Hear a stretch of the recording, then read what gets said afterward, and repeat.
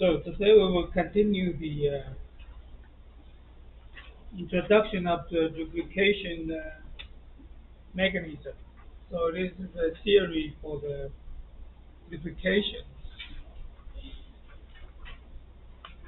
So this one is important.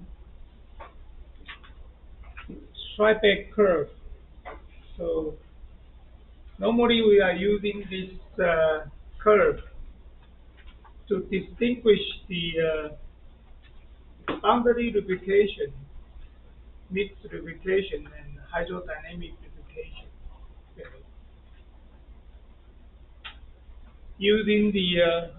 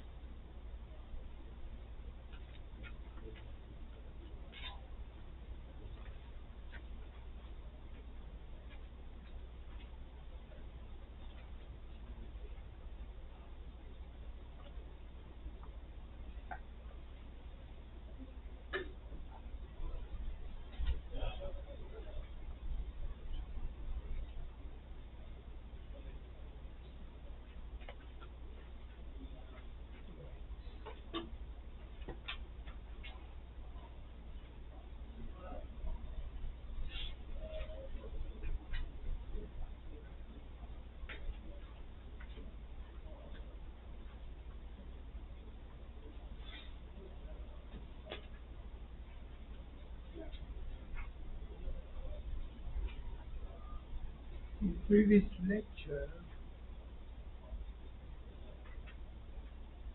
Yes.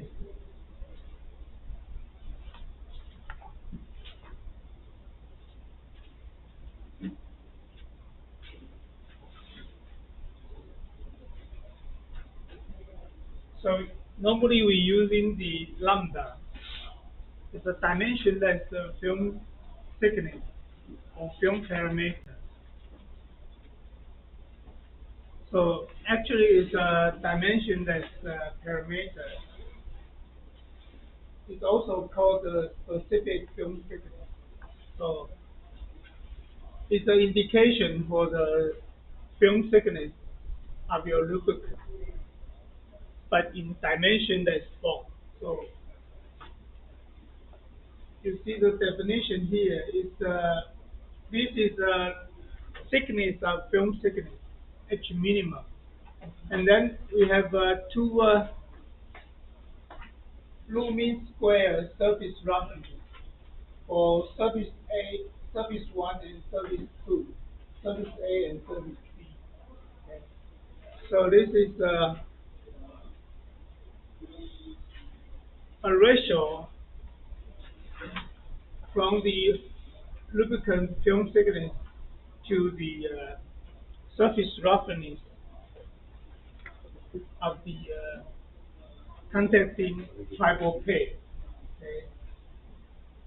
So we can also look at this as a film thickness, but in dimensionless form.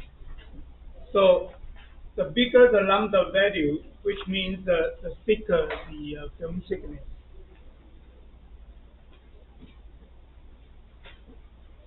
所以这个其实是叫做比油墨厚度，或者是叫做无因次的油墨厚度或油墨参数。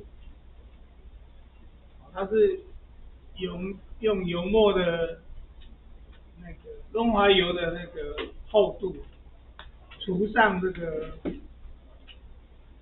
两个接触表面的那个表面粗糙度平方相加开根号，所以它其实浪打也是一个油墨厚度的比值，只是它是无因次的项，所以浪打越大就表示油墨其实是越厚。So we have actually here we have four different categories. you can divide it, the film thickness, the dimensionless film parameter into four different categories. The first one is called the boundary lubrication. So the lambda value is smaller than 1. And then the second one is mixed lubrication. The lambda value is between 1 and 3. And then we have electrohydrodynamic lubrication. So the lambda value is between 3 and 5. And finally, we have very thick film thickness. So the lambda value is greater than 5. It's called the hydrodynamic lubrication.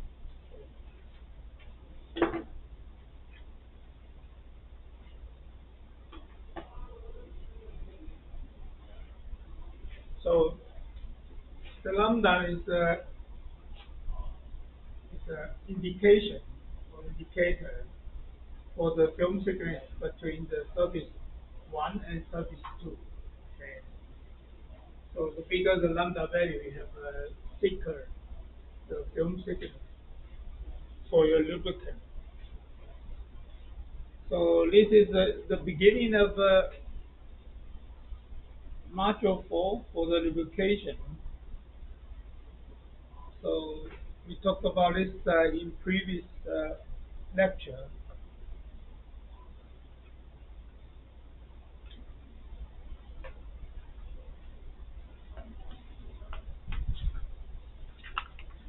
So this is the lubrication theory. Usually we divide it by 3 or 4. It depends from different point of view. So here we have a boundary lubrication, mixed lubrication, hydrodynamic lubrication. So electrohydrodynamic lubrication should be between these. Okay. So we have horizontal axis is the sliding speed multiplied by the lubricant viscosity divided by the loading. And for the vertical axis is the coefficient of friction. Okay. So for the lambda is small, which means that you still have most of the surface will be in contact. Therefore, the coefficient of friction is high. So for the mixed lubrication, it's between 1 and 3, the lambda value. So we have a thicker film thickness. So the coefficient of friction will be reduced from the here maybe zero. 0.2 or zero. 0.3 to in this area. So it's between 0.1 and 0.001. For hydrodynamic lubrication, you have a lambda value greater than 5. So usually the coefficient of friction is small because you have a very thick film thickness for your lubricant. So usually for the hydrodynamic lubrication, the tribal pair, two surfaces will not be in contact. Okay, so there's no contact for hydrodynamic lubrication. Therefore, the coefficient of friction is small.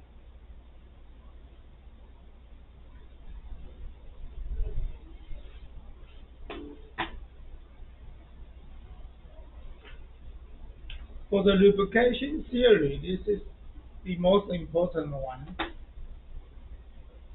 to classify different lubrication regimes or lubrication categories. Usually we use the striped curve to distinguish boundary lubrication, mixed lubrication, and hydrodynamic lubrication. You have to know the meaning of two different axes.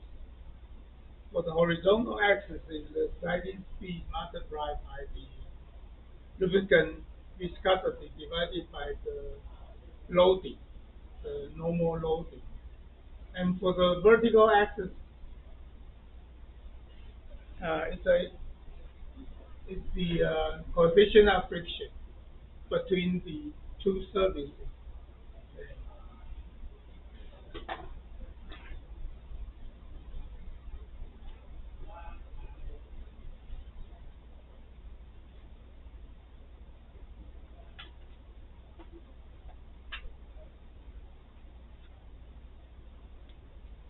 And here we try to using the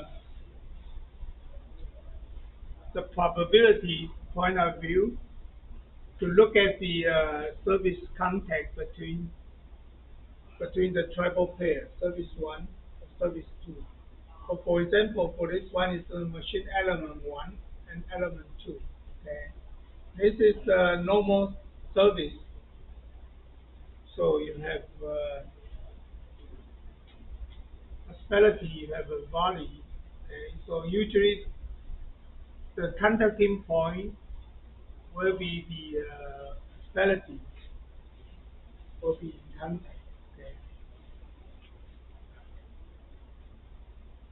so here we try to using the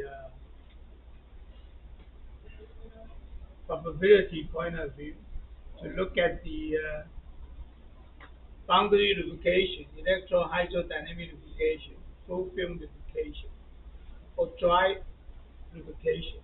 Okay. So for the dry means you don't have any lubricant. It's a dry friction. So the lubricant is absent in this case. Okay.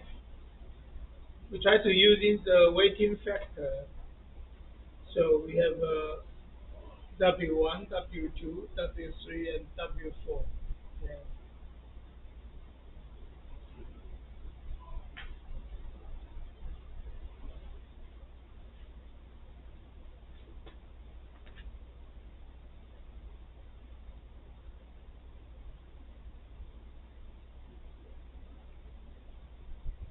So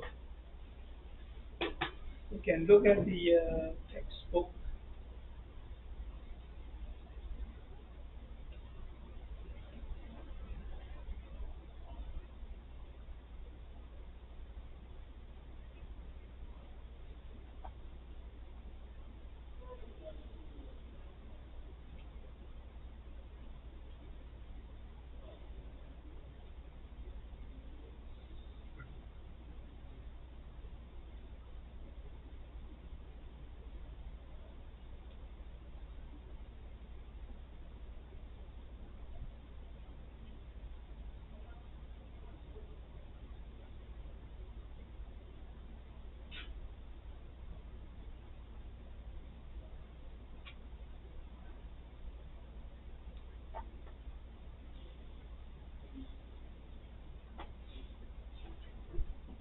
So here we have the W1 is low carry by the dry friction. So no lubrication at all. And the W2 is the low carry by boundary lubrication. Okay. So the W3 is the low carry by electrohydrodynamic lubrication. W4 is the low carry by through film lubrication. Okay. So the overall possibility for the low carry is the 100%, so it's equal to 1. So then we will have some different number of the weighting factor, W1, W2, W3, W4. Okay. So the overall total loading using this equation. Okay. So the W1, W2, W3, W4 is called the weighting factor. Okay, or the weighting.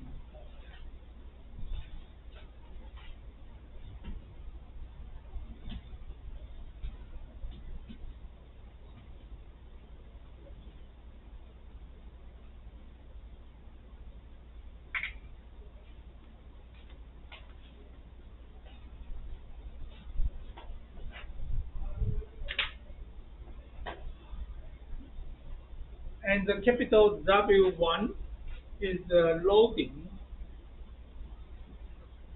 specifically for the dry friction. Okay.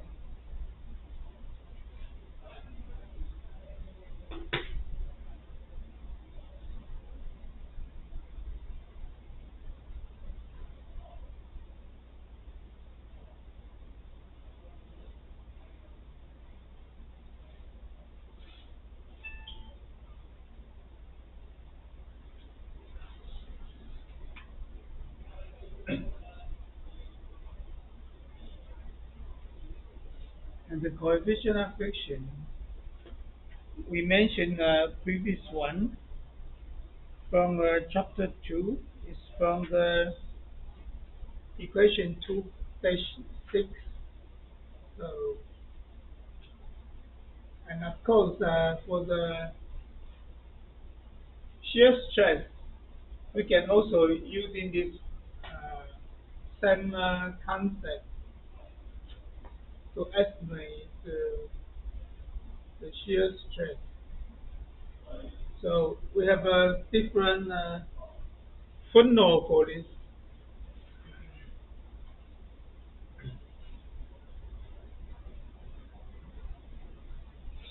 So this one is the mixed lubrication, I think.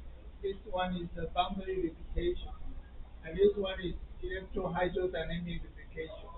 And this one is the full film lubrication. Okay. So this is a normal, uh, usually for the metals, the shear stress for the metal would be greater than the boundary lubrication. Okay, and then we will greater than the liquid lubrication and greater than the gas lubrication. Okay.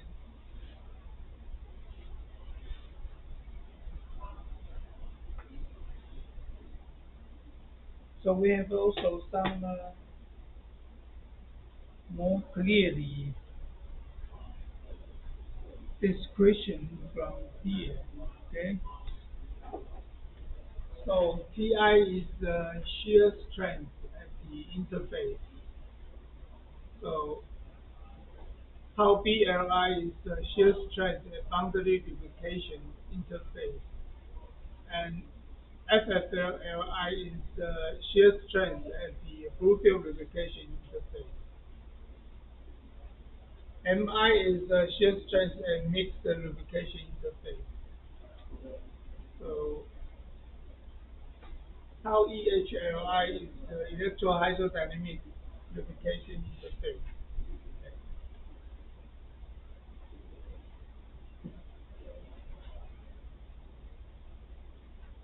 And usually the interface shear strength here, electrohydrodynamic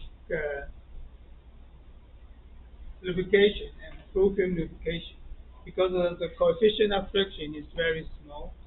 So usually these two shear stress is very small compared to the boundary lubrication and mixed lubrication. Because of these two, you have a physical contact for the surface. Okay, so you have a higher shear strength for this boundary lubrication and mixed lubrication.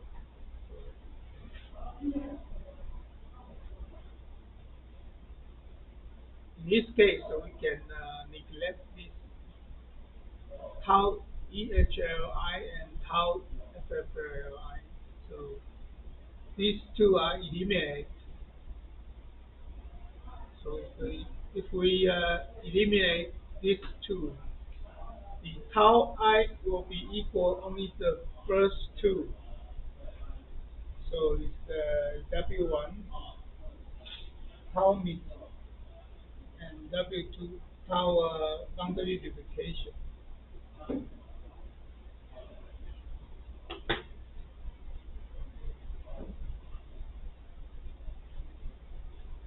So and usually we can using the indicator If you assume the first weighting factor, first weighting is equal to alpha, and these two, the summation of these two is 100% equal to 1, so the W2 will be equal to the 1 minus alpha.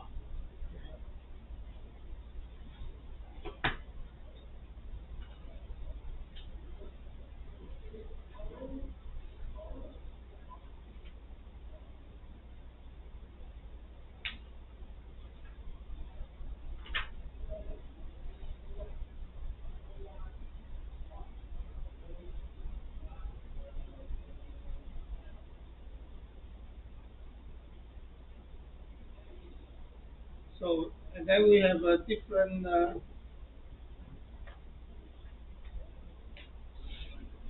percentage concentration for the ingredient of your lubricant. So we will end up with different friction coefficient of friction. So,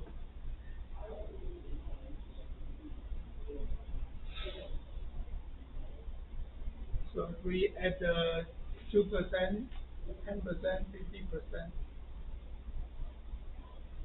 oleic acid,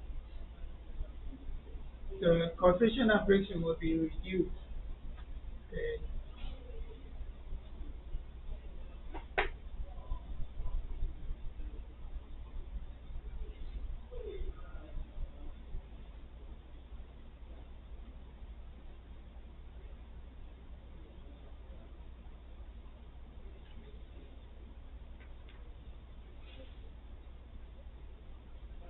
And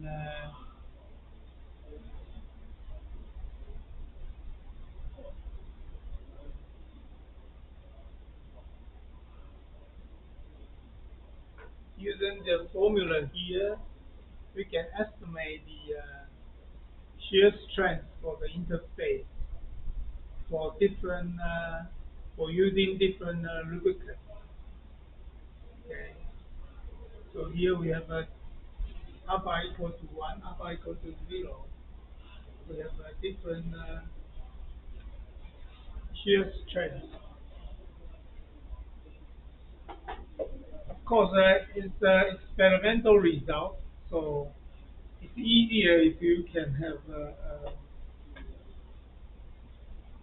an empirical formula. You can calculate it. So that's why from the experimental data, usually intend to have one empirical formula for that. So it's easier for the next application, you can using this formula to estimate the performance characteristics.对，一般来讲，通常我们都比较喜欢实验的结果把它弄成经验公式，像这个就是弄成一个经验的近似公式。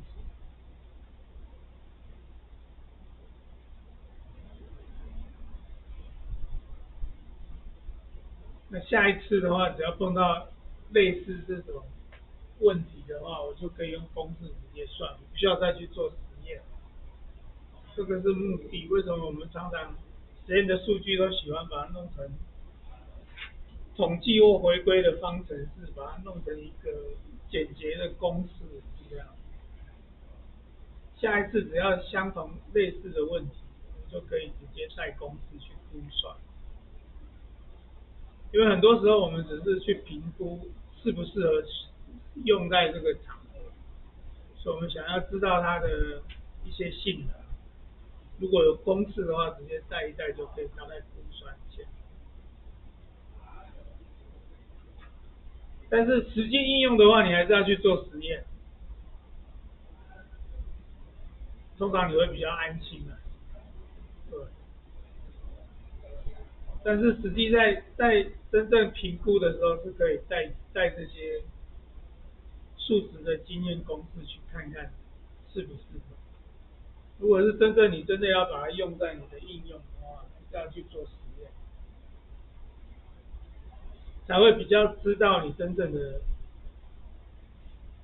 的零组件啊，在这些的条件底下，最后真正的性能到底是怎么样？通常一般都是这样。我们评估出来说觉得可以，但是你实际上还是要去验证一下你产品的性能到底在哪边。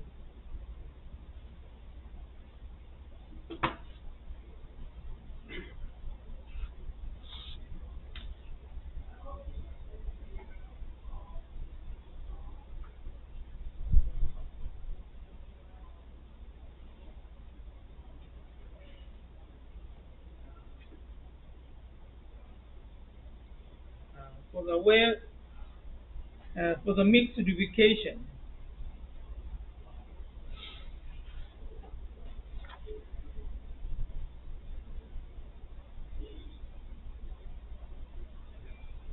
so this is the wear volume.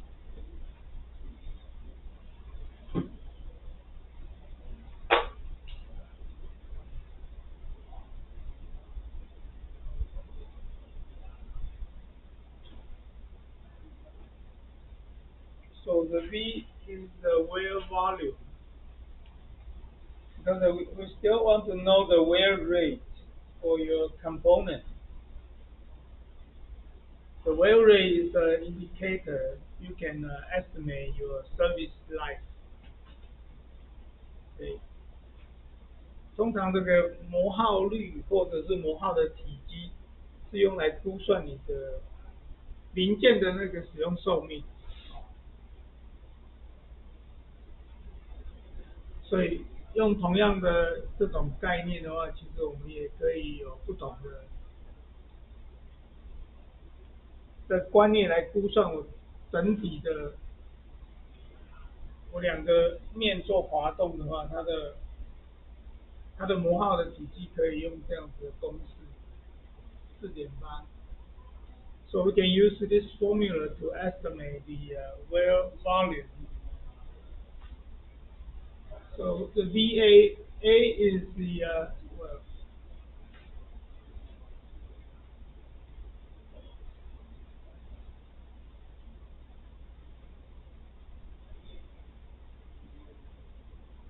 so here we have a subscript or footnote for F refer to fatigue. A means adhesion. C for the corrosion. Okay.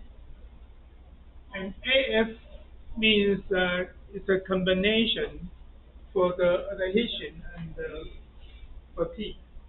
So the AF is a combination.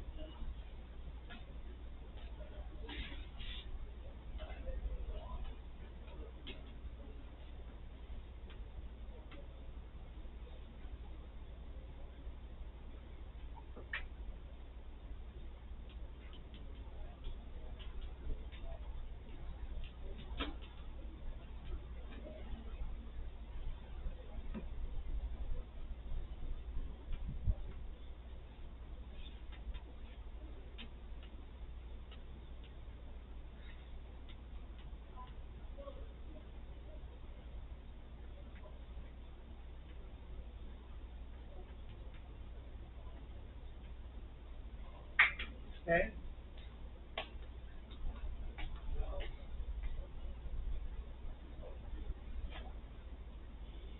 So we have also the abrasion. Abrasion 就是那个研磨磨耗。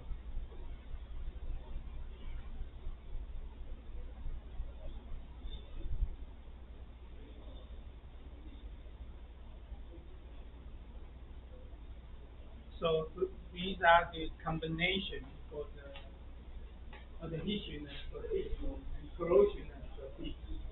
Okay. But here we have also some comment here. So usually VF is negligible because the adhesion and the fatigue rarely coexist. Okay.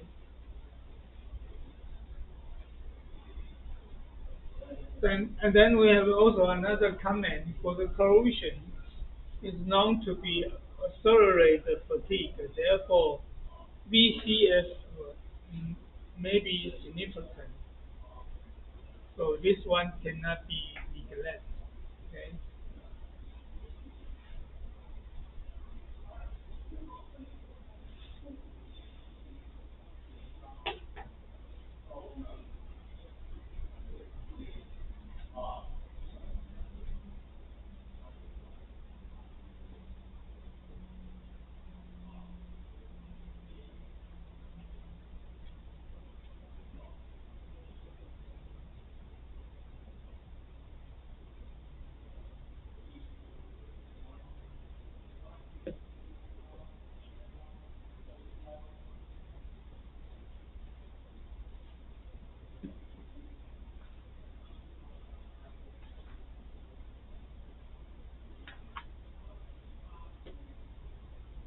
Here we have another empirical formula. 所以我们这边又另外一个经验的公式去估算我们的那个摩擦系数。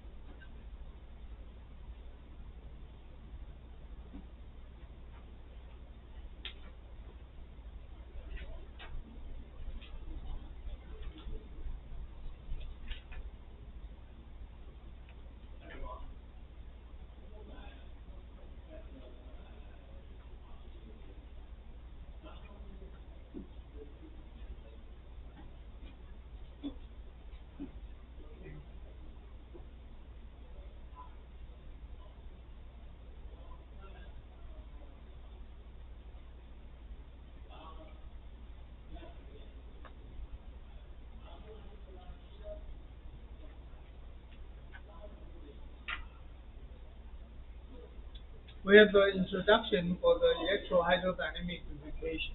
So it's more or less in the area of this one. So it's between the mixed lubrication and hydrodynamic lubrication. So it's in this area.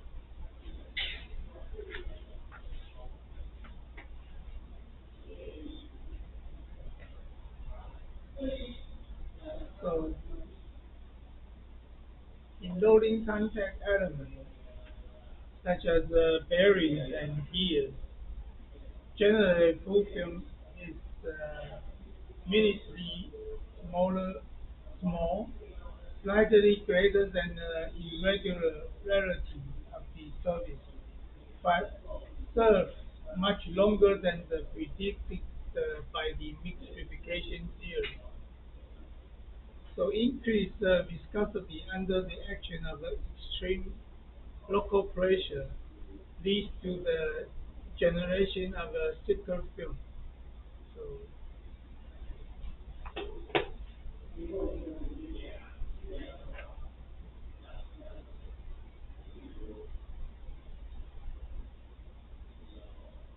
and we have another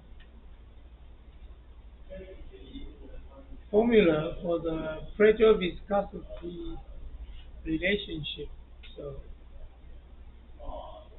the pressure, the, the pressure on the oil will be affect the viscosity of the lubricant. So using this formula. So this is the original lubricant viscosity. So if you have extreme high pressure, in this case, you will have a higher viscosity or low. It depends on your alpha value, of course.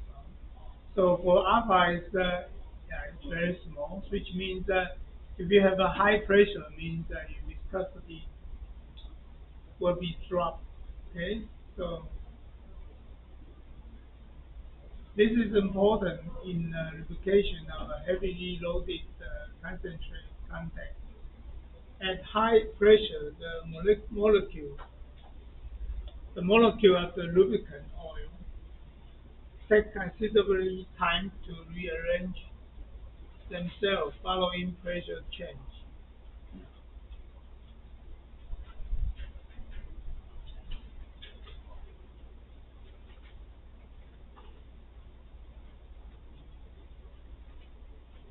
So this is also another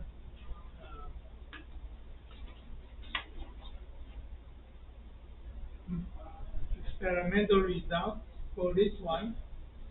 Potential alpha multiplied by the pressure. Okay. So if you have a pressure 10 to 5, okay, 10 to 6, 10 to 9, then you have a different this value. This is a multiplier. Okay. The original viscosity multiplied this number. So for this is important for the oil lubricant. So because in mechanical application or engineering application, I would say 70 or 80% of the lubricant is in liquid form. So in that case, it is important to know the pressure will affect the viscosity. 大部分的润滑剂在工程应用，大概有7、8成都是油啊，液体的形态，压力会影响到粘度，其实温度也会影响到粘度，所以这两个当然在一般的压力跟温度底下，温度变化没有很大，或者是压力变化没有很大，通常我们都会假设粘度是不会改变。像你看这个，它的压力如果是大到10^5到10^9，其实就会对你的粘度有一些影响。后面的话我们也会介绍温度。Okay, we take a break.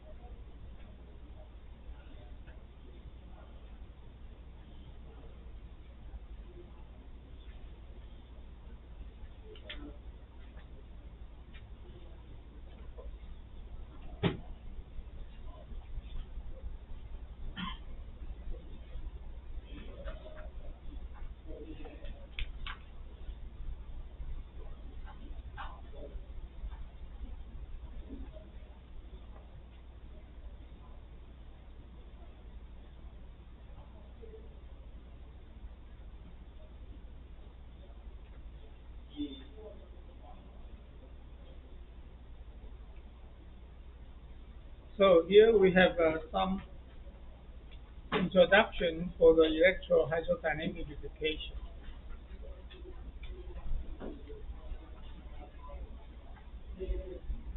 In addition to the viscosity thickening under mechanical loading, every surface gets deformed. The applied lubricant gets dragged into the interface and build the pressure.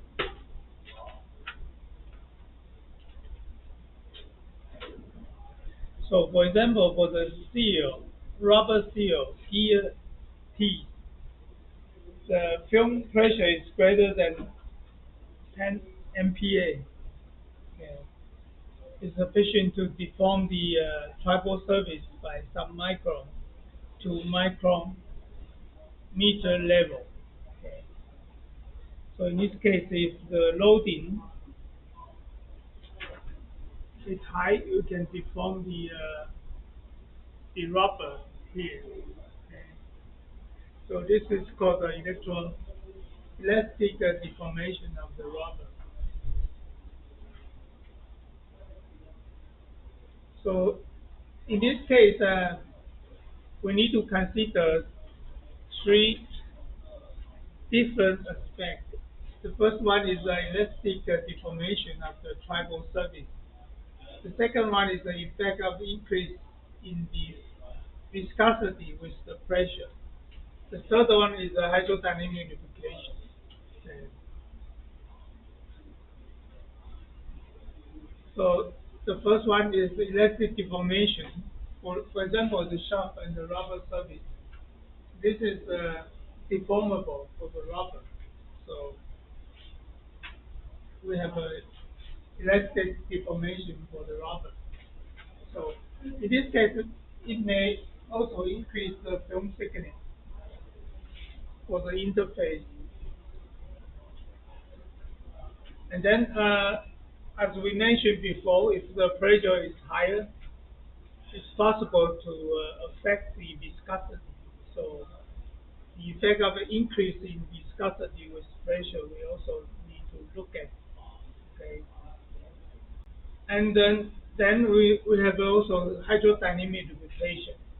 So if the film thickness is increasing, so we are moving into the hydrodynamic lubrication regime.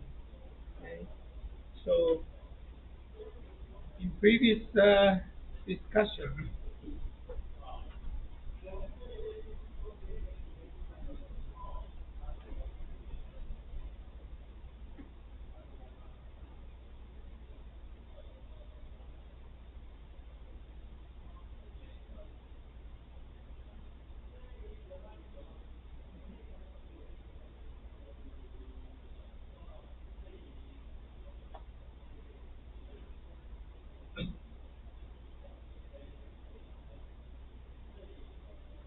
so if the specific film thickness or specific film parameter, the lambda value is increased, it moves to the hydrodynamic lubrication. So then we have a different theory to discuss it. Okay. So in this case, we also call it the full film lubrication.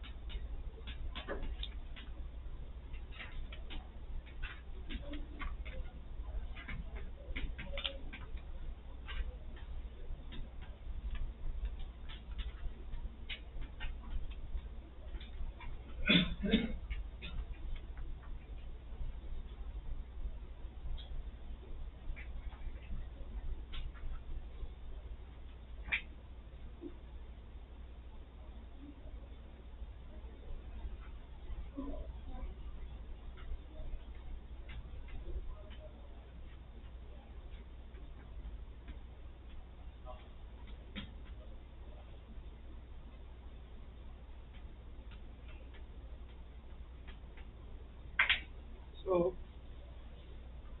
hydrodynamic lubrication, also called full film or fluid film lubrication. Actually, it's the lambda value is big enough, so there is no physical contact for the interface. For the hydrostatic bearing, the air bearing or hydrostatic bearing, they are also working at this full film lubrication. 3D. So the theory for full film lubrication is different from the mixed lubrication or boundary lubrication. Yeah. So for each different category, you have a different theory to describe it. 所以一般来讲，我们的润滑原理就是依照这个浪打的大小，把它分成4个区块，每个区块会有不同的理论去描述它。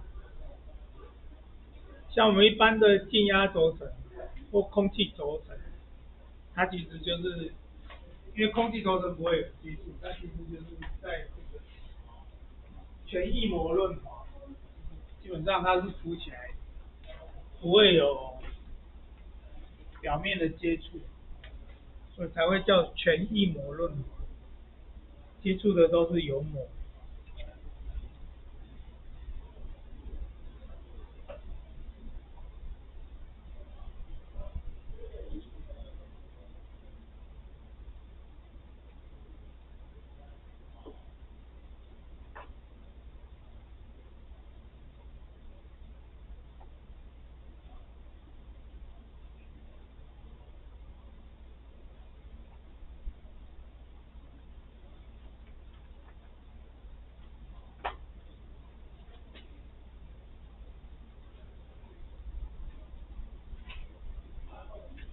So when you have a mechanical component, you have a sharp contact with the rubber seal.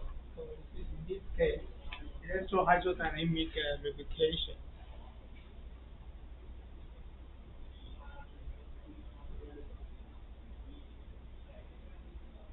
So how large is the pressure? So the liquid of lubricant pressure is greater than 10 MPa. Is sufficient to deform the tribal surface to submicron. Okay. Micrometer.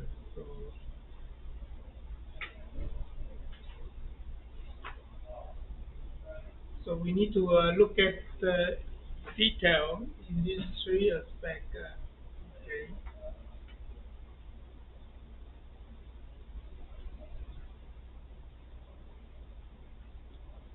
Here we have an example for the brass and the plastic material acrylic.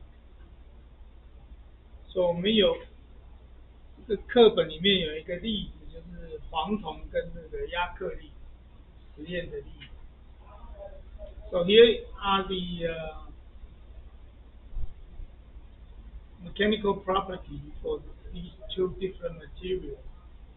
So we have a yield stress, thermal conductivity, melting temperature, coefficient of thermal expansion, density.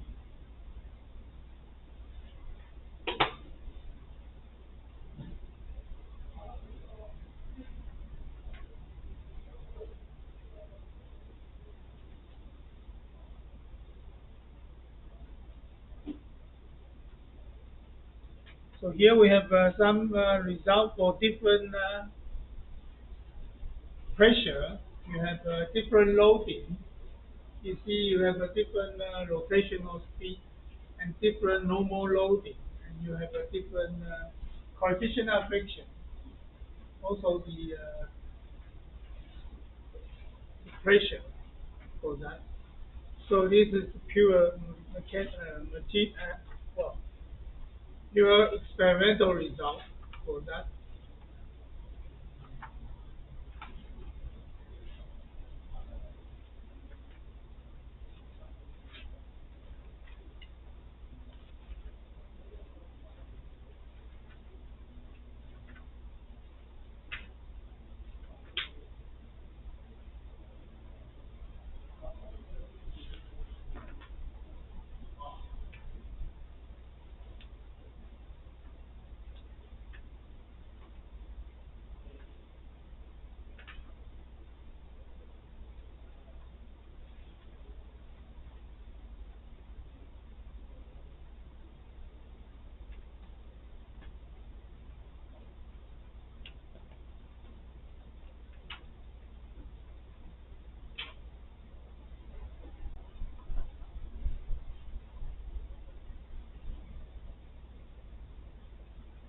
So the next one is hydrodynamic lubrication. So this is the first experimental design for the hydrodynamic lubrication. It's called the Powers experiment. So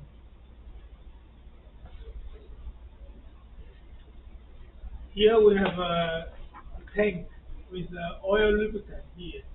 We have a rotational shaft. And then we have a push, okay? And here is a push cap. This is a push, contacting push. So when the shaft is rotating, you have some lubricant attached to the surface. So when you rotate to the pushes, then you will have some, you can test the normal loading from the bearing cap. So the experiment on partial arc bearing by imposing load using bearing caps on rotational journal. The friction resistance on bearing was obtained by measuring friction moment acting on the bearing cap. So here are the experimental results from Powers observation. So very small coefficient of friction. So in this case, from the pushes and the rotational journal, you have very small. So more or less 0.001 coefficient of friction. So increase in frictional resistance on increase the sliding speed. So if you increase the speed, the rotational speed, then you have a higher friction resistance. So decrease in friction resistance on increase on operating temperature.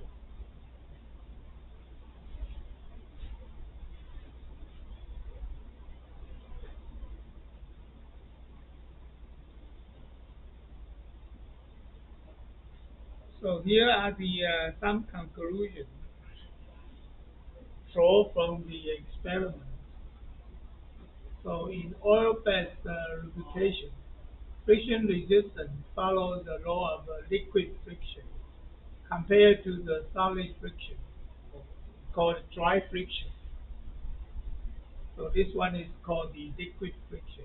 So you have lubricant is a liquid form. Okay? So bearing push actually flows on a film of oil. The free pressure in middle of the push is more than double the mean pressure. And unstable friction resistance occurs during lubrication other than oil-based lubrication, probably due to the insufficient amount of oil.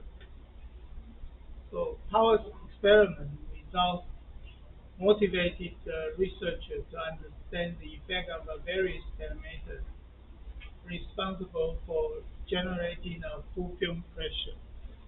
So this is the first study for the hydrodynamic lubrication.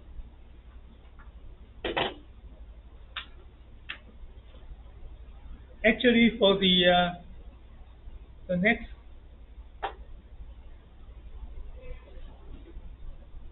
chapter in your textbook, you will have the whole chapter to discuss the full film lubrication.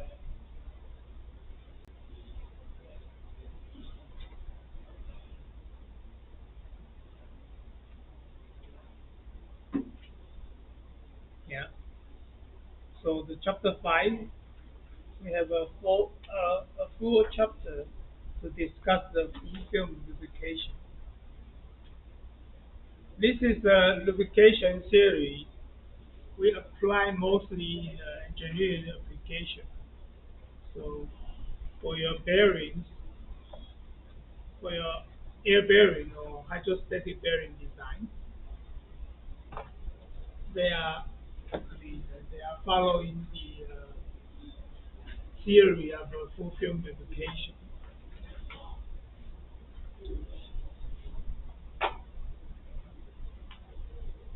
In most of the case, I mean, this is another discipline, or this can be a course to teach full film lubrication. Actually, there is a book for the full film lubrication. Okay. For the hydrostatic bearing design, it's only one category of the full film lubrication. 通常来讲，这个全一模论啊，其实是一个单独的学科。通常我们会介绍这个理论，大部分工程应用的流体轴承的都是用这个理论。像我们其实老师开另外一门课就是静压轴承的话，静压润滑其实是它的一部分的。当然，我们的静压润滑是包含气体轴承跟流体轴承的液体的轴承，这其实是一个独立的学科了，它可以是一门课。So this could be an individual course for film lubrication. Okay. So one I have one course in also in graduate school.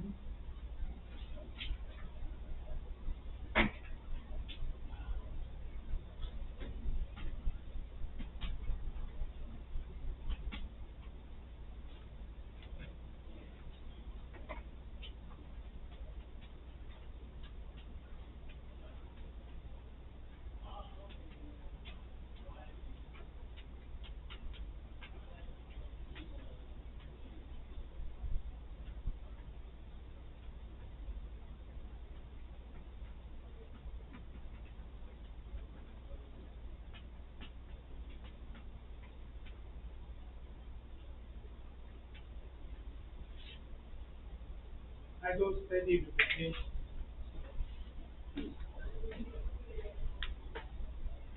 So this is a course to teach you how to design the hydrostatic bearing in through film lubrication category.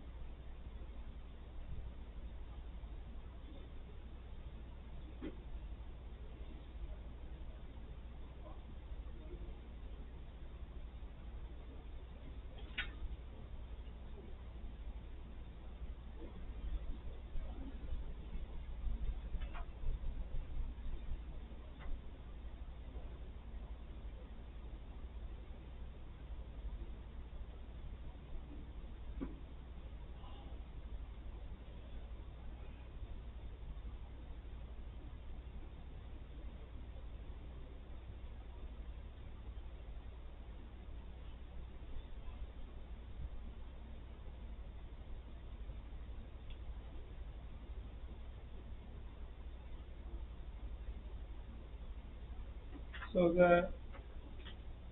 in hydrodynamic lubrication, we have a different consideration. The first one is the lubrication between two parallel plates. So this plate is a stationary plate, which means the plate is fixed, and the top plate is a sliding plate. These two plates are parallel. And we have another case. If these two plates are not parallel, so it's called an inclined plate. So we have a different theory to discuss it. Okay? So the lubrication theory, we discussed about the different consideration. 所以这个会有不同的考量，这是两个平行板之间的流动，流体在两个板之间流动，这两个板是平行的，当然也有不平行的，这两个板，固定板跟那个移动的板是不平行。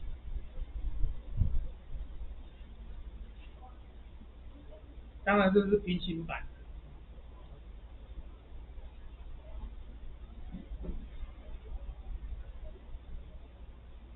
这个当然就是没有压力哦，这只是流体在里面，上面板子移动，这个就会有速度分量。So in this case, the lubricant, there's no pressure for the lubricant. So it's purely to consider the sliding plate is moving with a constant speed UA. Okay. So in this case, for the stationary plate, the velocity is zero. For the top plate, the velocity is equal to the UA. In this case, for the lubricant in between, you will see the pressure, no, the velocity distribution for the lubricant. This is the velocity distribution in different, the height of the film. 所以在不同高度的话，你可以看到它的流体的速度分布的曲线。And this one is for the inclined plate. Okay. Because this is the same plate, you have a same velocity. So on the top plate, the sliding plate, you have a velocity UA. But in the stationary plate, you have a velocity 0. This is the velocity profile, velocity distribution for your lubricant. And this is the velocity distribution from the lubricant between this cross section. 这个是非平行板，就是有歪斜的这个板块之间，它的流体的速度分布曲线。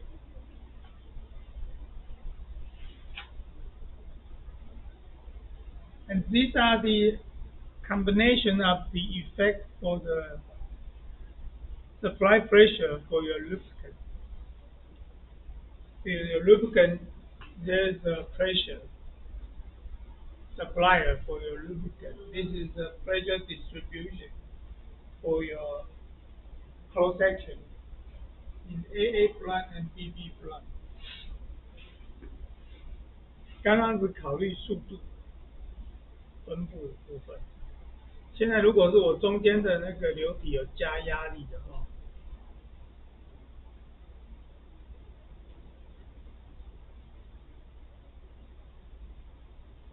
打压力下去啊，其实压力也会造成你的流体它的速度会增加，这是它的速度分布。This is the velocity profile for different cross sections due to the pressure supply. Okay. 所以这里的速度的分布曲线是因为加压造成的。所以其实你如果要考虑两种的话， so you consider the combined effect for both the sliding plate and the supply pressure. So this is the final velocity distribution for your cross section. Okay. 所以这个就是你如果又有速度又有加压力，就是这种。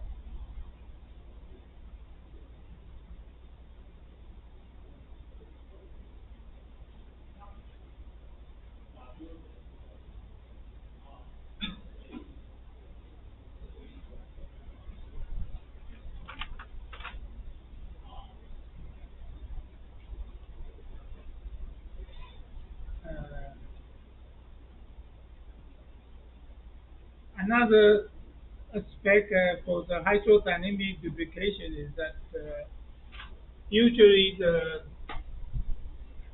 lubricant should move from the converge wedge of the surface, so you can generate the hydrodynamic effect. So, which means the lubricant should move to the large cross-section area to smaller cross-section area. So this is called the converge wedge of liquid. 通常来讲，讲动压就是讲我们的流体是留在那个收敛的曲面上面。什么叫做收敛？就是从大的间隙比较大的那个流体是从间隙比较大的截面流到间隙比较小的截面，或是截面积比较小的截面，这个叫做收敛的那个收敛的截面或收敛的表面。当然，这个是指推轴承的部分。动压轴承很重要的条件就是这个，它必须要去流体是要流动的方向是从大的截面积流向小的截面积，这个叫收敛的曲面。这个是指推轴承，轴紧轴承也是一样，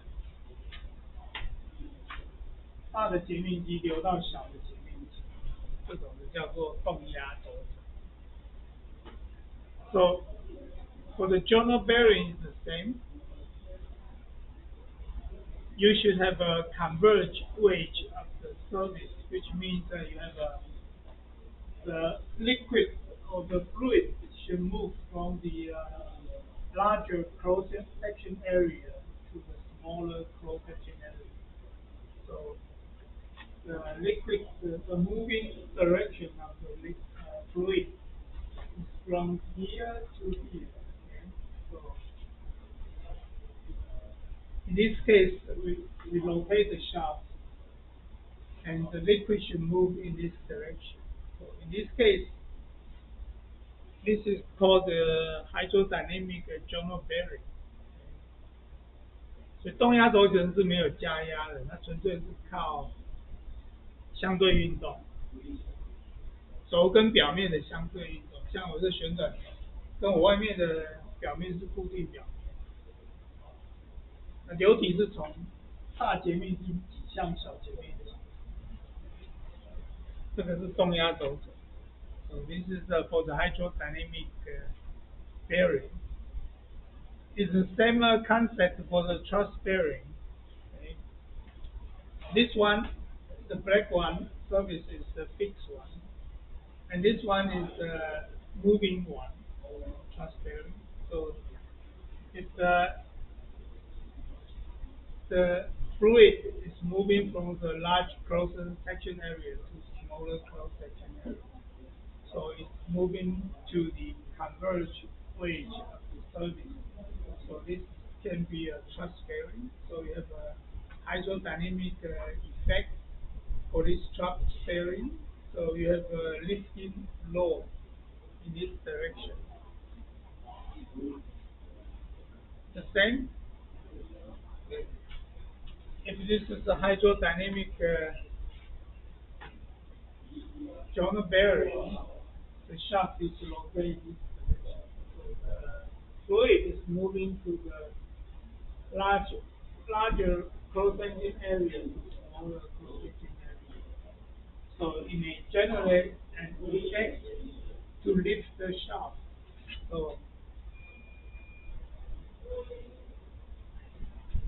So you can have a counter effect to the normal loading force F. So you can lift the shaft up. So I just give you a brief concept for the hydrodynamic bearing. Okay. For hydrodynamic bearing or hydrodynamic lubrication is another have also another book for hydrodynamic lubrication. It's a sense, it's like the full film lubrication. It's an individual course you can teach. You can learn from the theory to discuss the detail for hydrodynamic bearing. So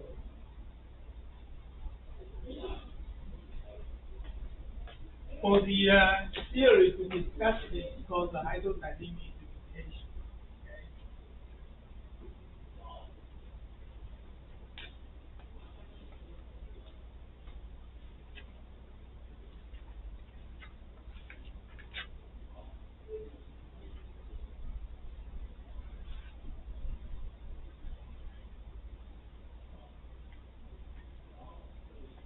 Three years ago, I have to teach one course called the lubrication theory, which I try to discuss the hydrodynamic lubrication and hydrostatic lubrication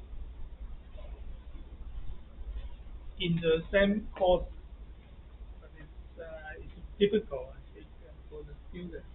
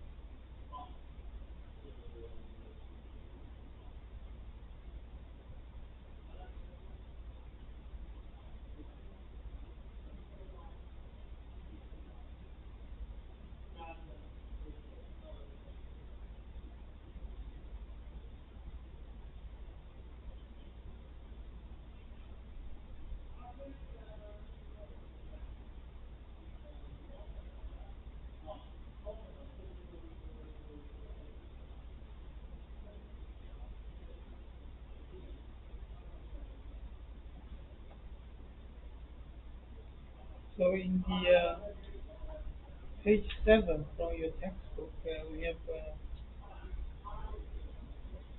discussed the versus shear rate relationship,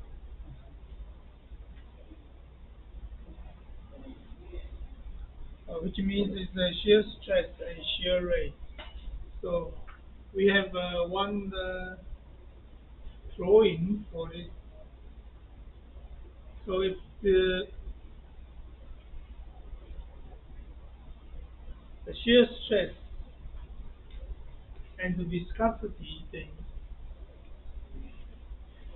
you can describe the relationship from the shear stress and the viscosity using this formula.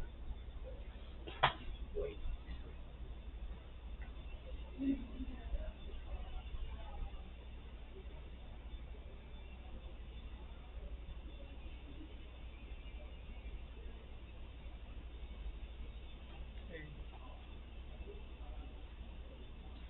So we have a formula here. How I equal to eta multiplied by du divided by dh. So u is the velocity, h is the film thickness, and n is a number you can have a discussion here. So n equal to 1, which means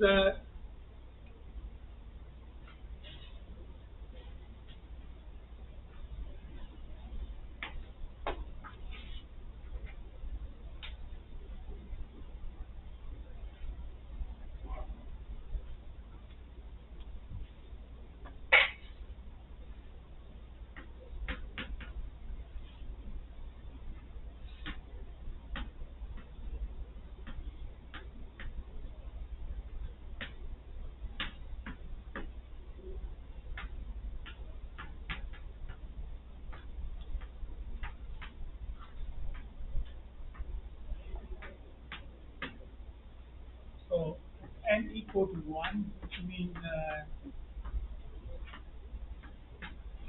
Newtonian fluid. So this is a formula you can distinguish what is the Newtonian fluid, what are the non-Newtonian fluids. So if n,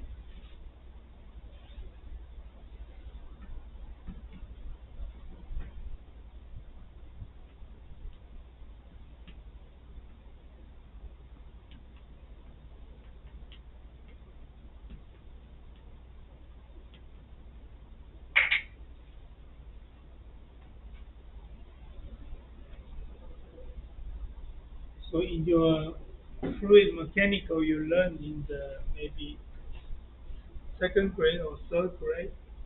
So you often look at this formula.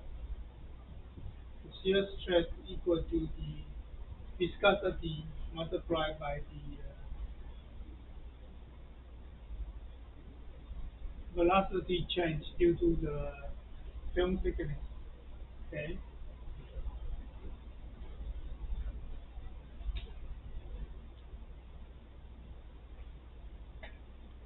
Then we have if n equal to n smaller than 1 is called the shear sinking effect, which means that if you move faster enough, the viscosity will be getting small compared to your velocity.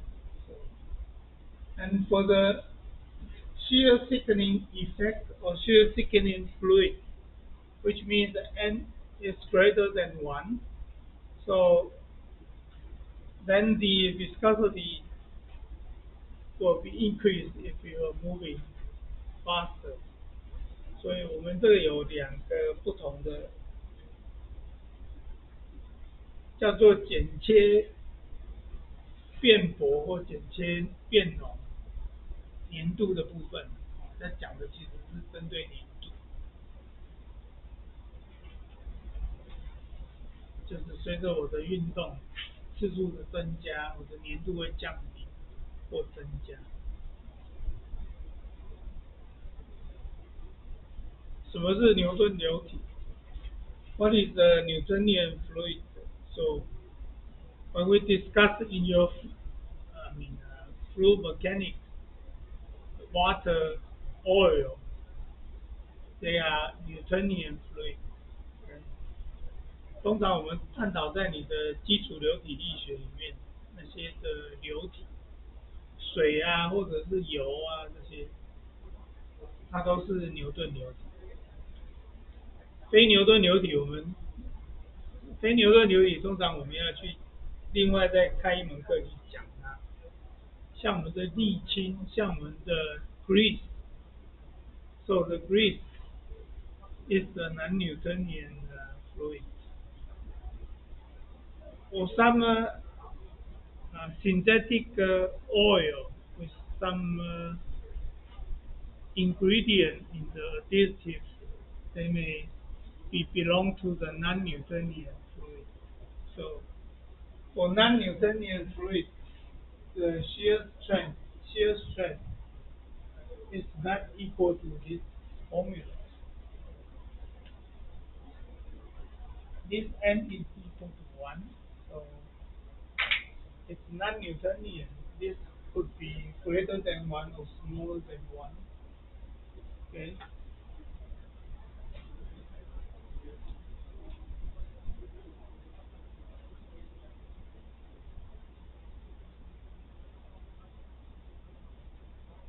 This you should know about it.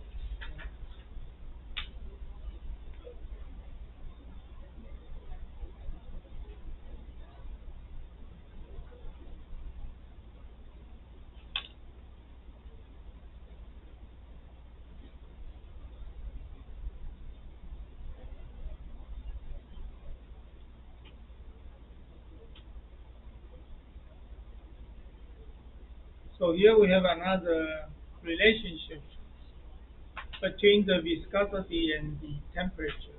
So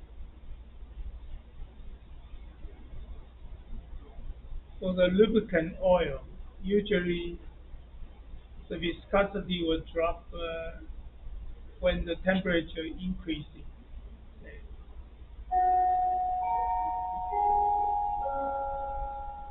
Okay, we will discuss later.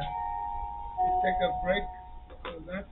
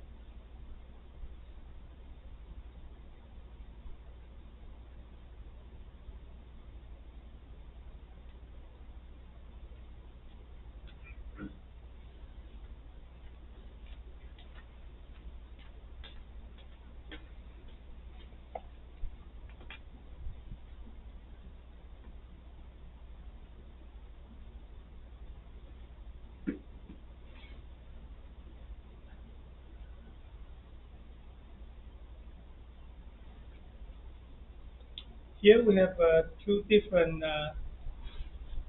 viscosity and temperature relationships. These are the results from different researchers. Okay. The first one is the Vogel's equation. So this is new viscosity. So here we have this B temperature here is T plus theta. So we have a different And the second one is the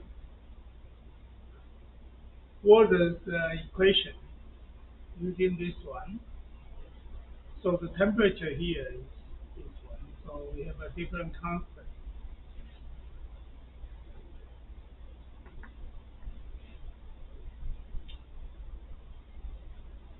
Yeah.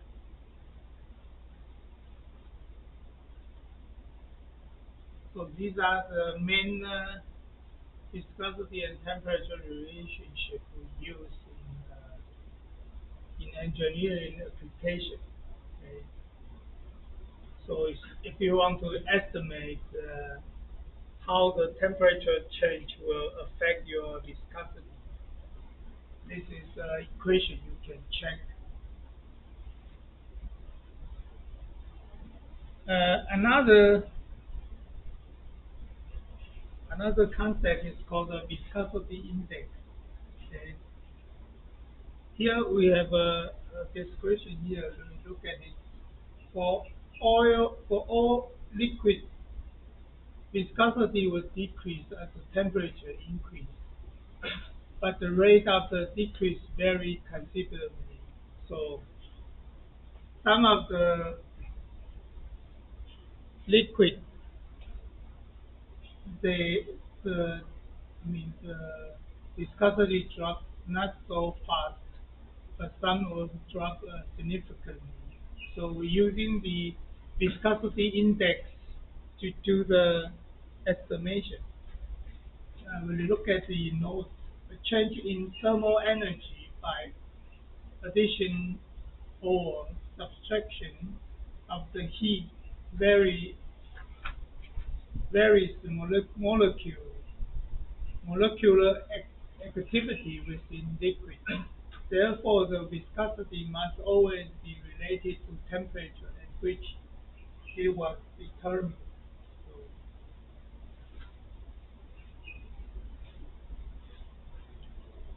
so if your mechanical device relied on oil lubricant for the lubrication, you need to check the viscosity and the temperature relationship during the operation. 通常是你如果用油性润滑剂，但是你的机器或装置的性能又跟你的润滑油有非常大关系的话，你一定要去检查一下它操作的时候温度上升的状况对你粘度的影响。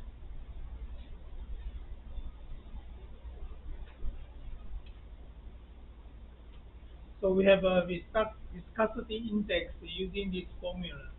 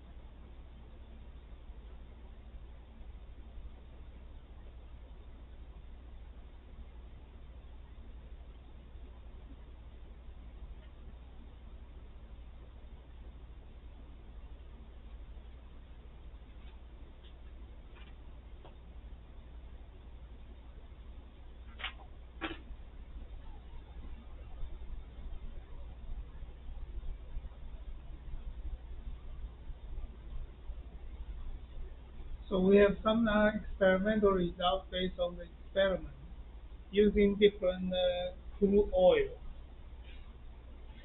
Okay, one is Pennsylvania crude oil, one is Gulf Coast oil. 原油的那个成分的话，会跟它的产地有关。像这个是宾州的原油跟那个海湾海湾的原油，还有那些什么委内瑞拉，还有沙特阿拉伯，他们的油里面的成分其实是不太一样，通常是含硫量，含硫量越低的原油越贵，因为通常要在原油里面，石油了，石油就是开采出来的石油的原油，要从原油里面就把那个硫移除掉，成本是很高的，所以你花费的成本是非常高的。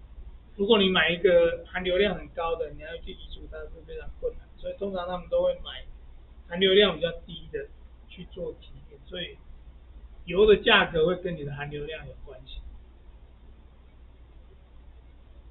沙特阿拉伯就会比较贵，因为它含硫量比较低。像南美洲那个委内瑞拉，他们也出产很多石油，但是他们含硫量是最高的，所以它其实是赚，应该讲油的价钱是比较低。所以一般来讲，我们都会希望是你那个年度指标越高越好。年度指标越高的话，就是它对温度的那个改变的话，就相对不敏感。这有几种方法是可以获得比较高年度指标的那个。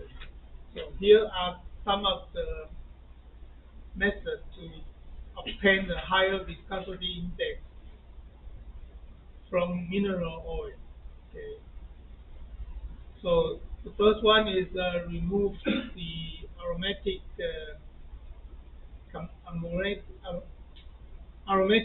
material com- composition and blend with high viscous oil or using volumetric additives. 所以年度指标越高的话，就是它的粘度越不容易随着温度变化，所以它的粘度就是保持原始的粘度，即使是温度有一些变化，所以通常是可以有这几种方法去获得比较高的那个粘度指标。So here we have three methods to obtain the higher viscosity index oil. This was designated specifically for the mineral oil.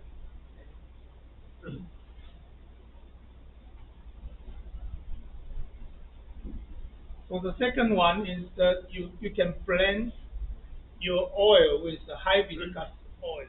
Okay, so this is exactly the same we are doing for the engine oil for automobile. So, so for the lubrication of an engine, usually we mix two or usually two, okay, two different viscosity grade oil together. Okay.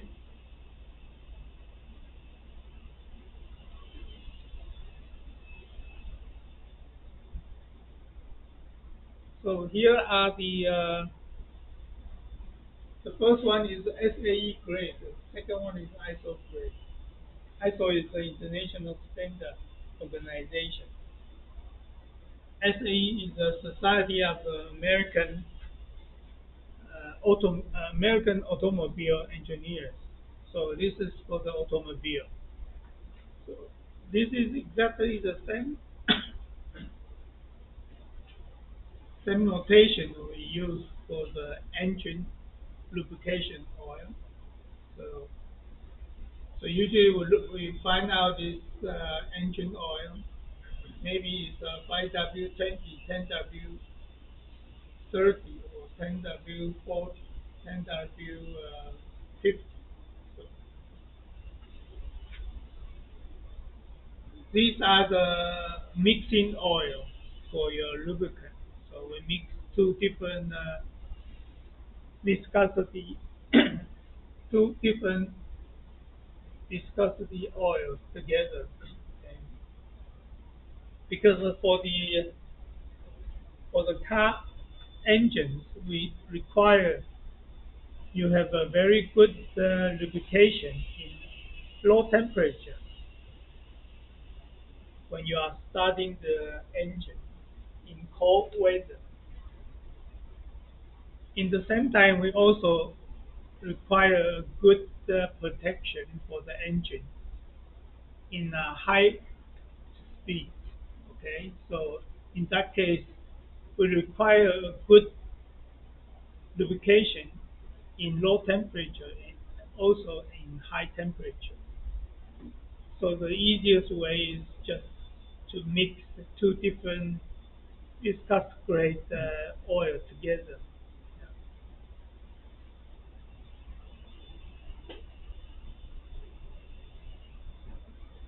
So maybe we should have should look at another, let's see.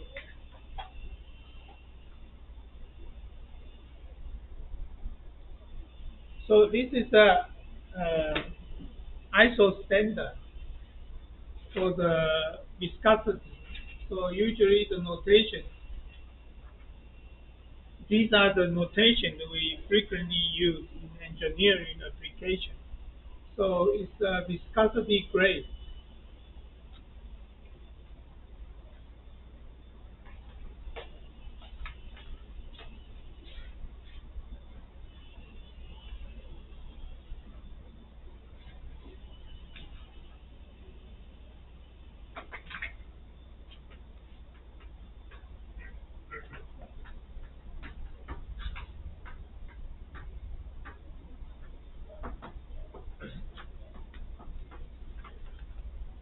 Okay, you have a number.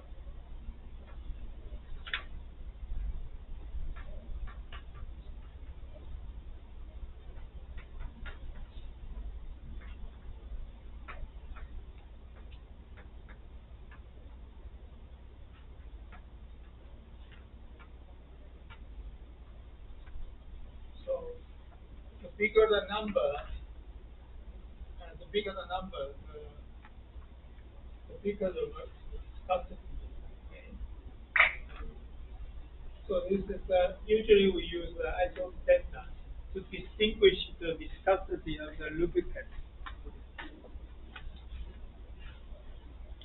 When your mechanical device operates in the very high speed, so in that case, you need to choose a low viscosity oil for your lubrication. If your mechanical device operates in very low speed, you can have a higher viscosity number for the lubrication. If the rotational speed is high, you need to choose a small viscosity. Because the viscosity of the oil will stick on the surface of the mechanical component. Okay, it may increase the coefficient of friction. 通常转速越高，你要选粘度越低的油，因为粘度越大，你其实会粘在零件的表面，会增加摩擦系数。所以粘度越低的话，它其实粘在那个表面的油会比较小，比较少，而且它的幕后会比较小，所以通常会比较低的摩擦系数。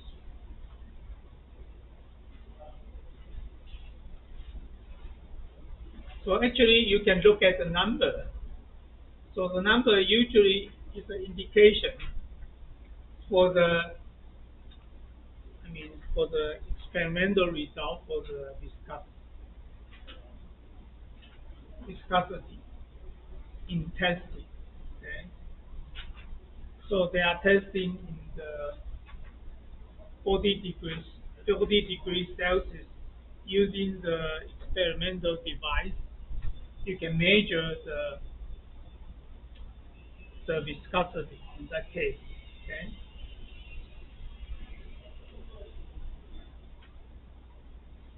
And now we look at the trend. Okay.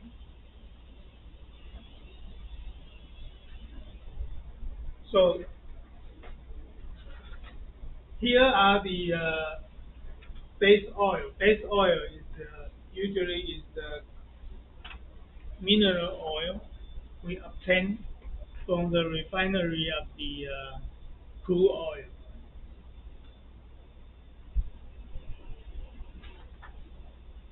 基础油就是我们一般就是石油提炼出来的那些油叫基础油。So the base oil is refined from the crude oil. Okay, this is the direct product from the refinery of the crude oil.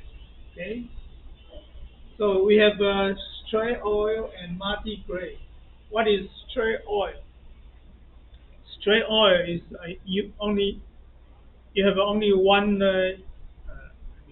one viscosity of your oil， 就是单一的油跟多种混油。Straight oil 就是单一一种，multi-grade 就是两种不同粘度以上的油混在一起，叫做 multi-grade 复合。So for the straight oil, when the temperature drops or temperature increase, the viscosity will drop rapidly. Okay. For the multi-grade, usually it can maintain a constant viscosity when the temperature increases. 复合油就像我们的引擎的润滑油一样，引擎的机油啊，通常我们都是复合油，就是两种以上的粘度的油混在一起，那它的粘度就会保持的比较稳定，就是温度上升，它其实粘度变化就很小。对引擎来讲，它的性能就可以变化差异不会那么大。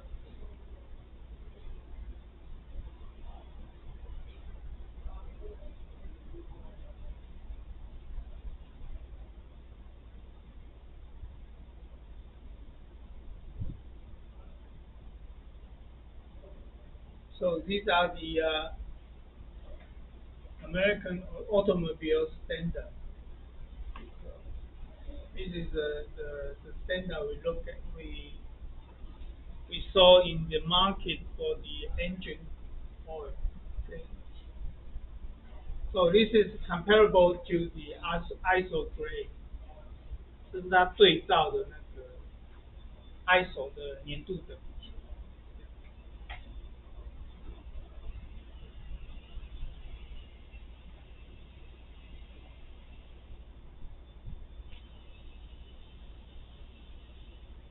So there are different meanings for example, for this 5W20. The first 5 is low temperature protection, and the other number is for the high temperature protection. Okay.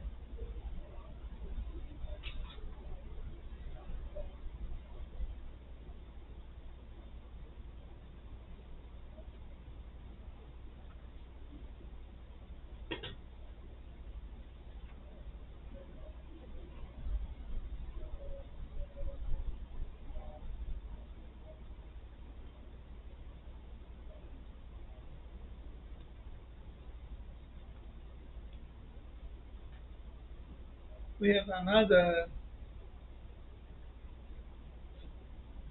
diagram.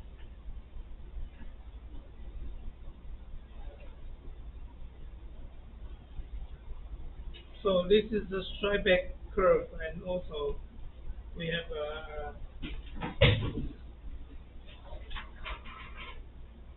we describe it in different viscosity index oil. Okay, for high viscosity index oil, the Strybeck curve is this one. For moderate viscosity index oil, and for the low viscosity index of oil, so the Strybeck curve is different. 所以在不同的年度指标的油，它其实在 Strikeback 曲线的话，其实有一些差异。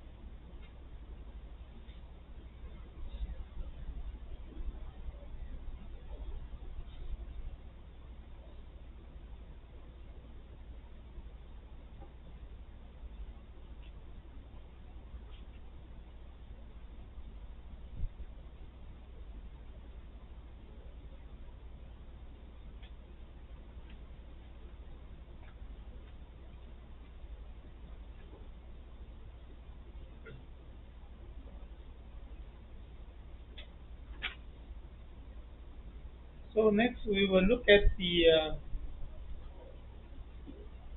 type and property of the lubricant.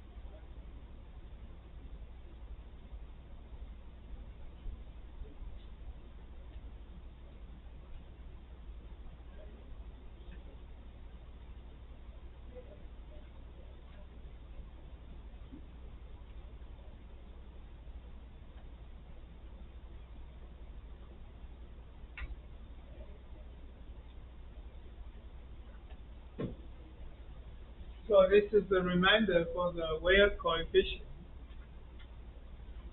For those that, I mean, no lubrication, unlubricated, or you have a boundary lubrication or mixed lubrication, and so on. You have a different wear coefficient. So the K value is the K value bigger, which means you have a higher wear rate. Okay, so see if you don't have any lubrication for your tribal pair, so you have K equal to 10 to minus 4 to 10 to minus 2. So when you have hydrodynamic lubrication, which means that you have a very thick film, very thick oil film, then you have 10 to minus 13. Okay, so the wear coefficient will drop significantly in this case. Yeah. So now we should look at the lubricant. So here are the classification of the lubricant.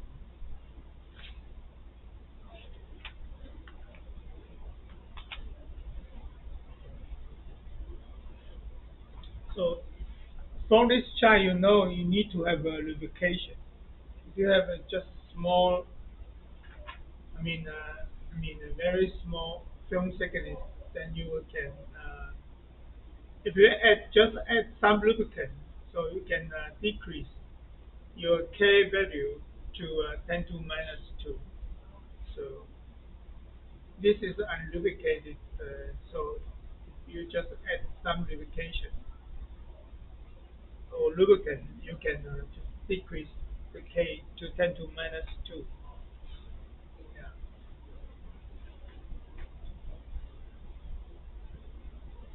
So to decrease your wear coefficient, the easiest way is just add some lubricant between the interface.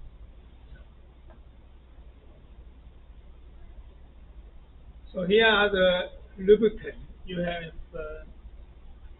four different type of lubricant in terms of the shape. So you have a solid lubricant, so which means the lubrication molecule is solid. Okay, you have a semi-solid lubricant. For example, we have some grease. Grease is a semi-solid lubricant, and we have liquid lubricant. So this is most frequently used lubricant in engineering application. So such as lubrication oil. Okay, and you have also the gas lubricant. So the right hand side is molecule state of the lubricant. So for the gases, I mean, the distance between the lubricant molecule is big, and for the solid lubricant, the distance is the smallest. Okay.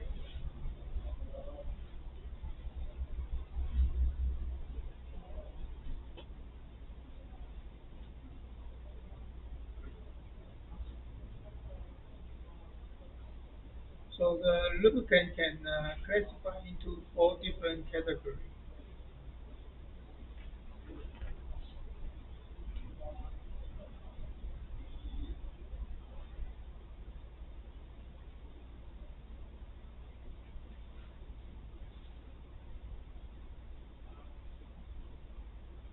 Yeah.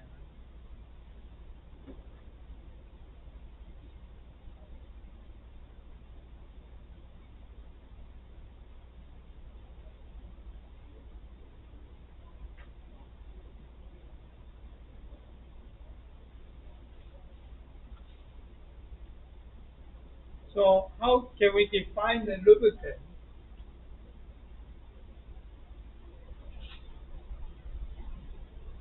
So usually we have a strict definition for the lubricant. So you should satisfy these 3 points. So we can define them as a lubricant. So the first one is to provide low but constant or controlled friction. For this control is controlled friction is very important. So we know the amount of friction. So then we can estimate the service life. So 第一个就是要提供一个比较低，但是是一个固定，而且是可以控制的摩擦。可以控制的就表示是我可以去估算它的使用寿命，所以我就知道它多久要更换一次或添加。The second one is no attack or damage to tribal service。第二个是不能影响或破坏到我们的相对运动的界面材料的部分，所以我们的添加剂不能，或者说我们润滑剂不能对我们原有的表面造成伤害。The third one is preferably adhere strongly on one surface。最好就是它这个润滑剂可以很紧密的粘固在其中一个表面上。当然也有一些是两个表面，它会粘在表面上，就是不容易脱落，所以它的其实表面的粗糙度这些或状态总统改变，就改善它的摩擦系数。如果是满足这三项的，就是我们一般讲的那个润滑剂。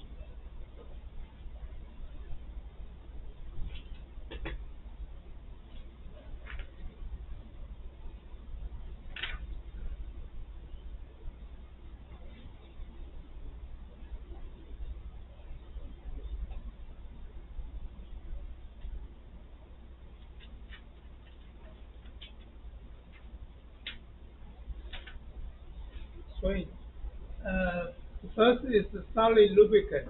So any solid material which can be placed between the tribal pair surface and can be sheared more easily under a given load than the tribal material themselves.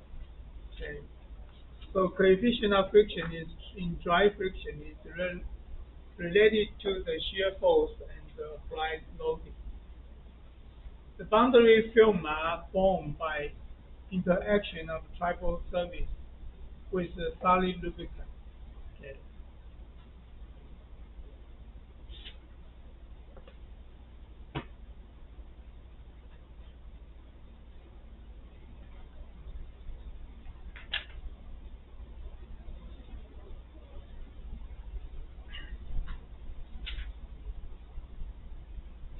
Actually, we have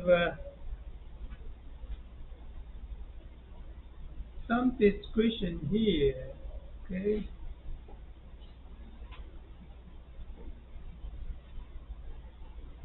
For solid lubricant, two primary property required is here. The first, the material must be able to support applied load without significant distortion or deformation or loss in strength. Okay. The second one, the coefficient of friction and the rate of wear must be acceptably low. Okay.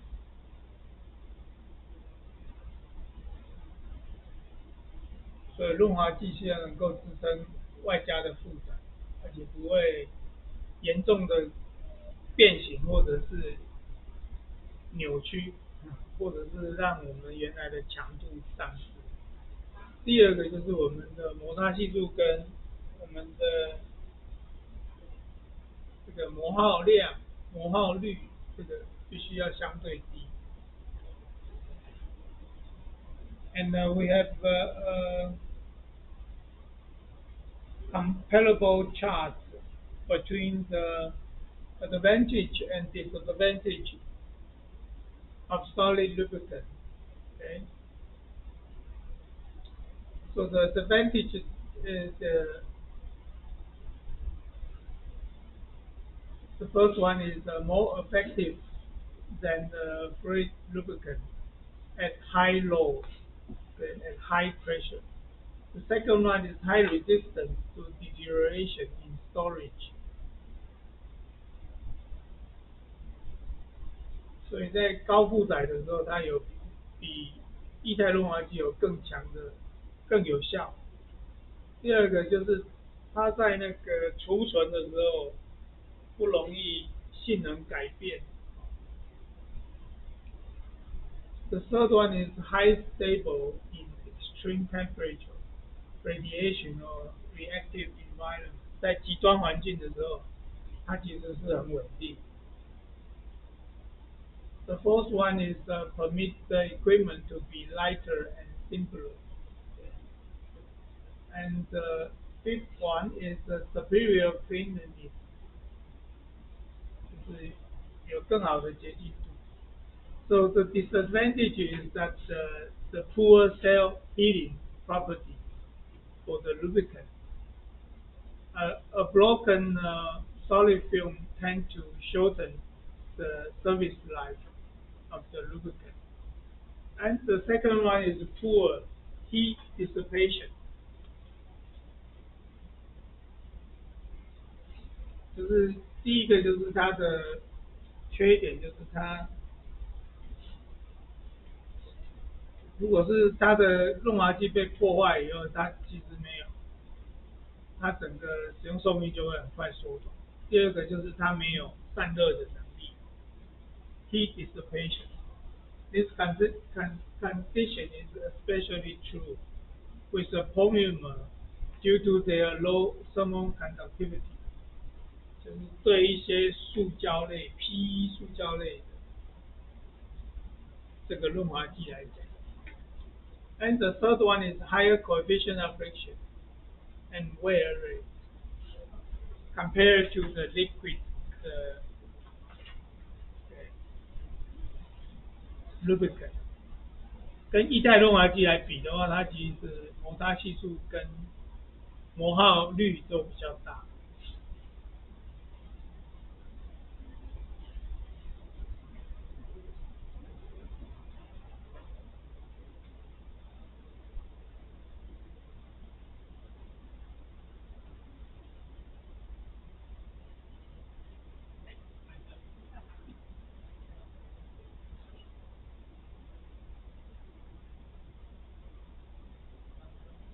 So this is an example for the solid lubricant. Okay. Usually it's a powder type，就是粉末状，或者是 thin film，就是薄膜型。The film thickness, the film thickness is about 5 nanometer to 5 micrometer.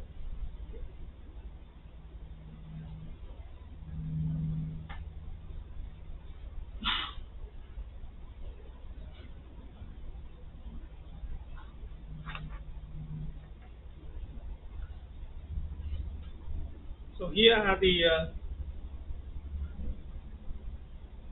some example for the solid lubricant. So you have a polymer, metal solid or cement.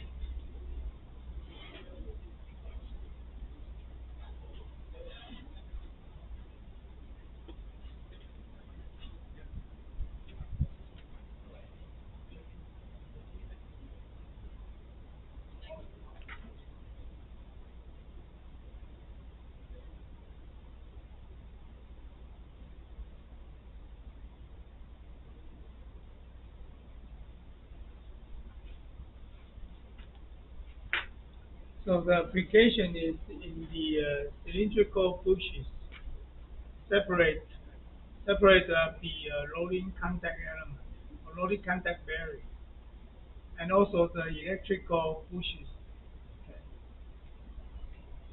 Some additives to carbon graphite.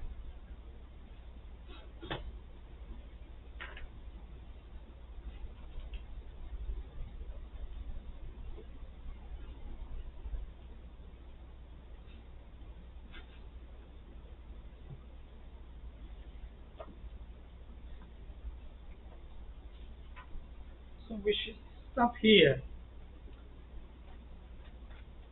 So we stop in the solid lubricant. So next week, the midterm. Midterm is that.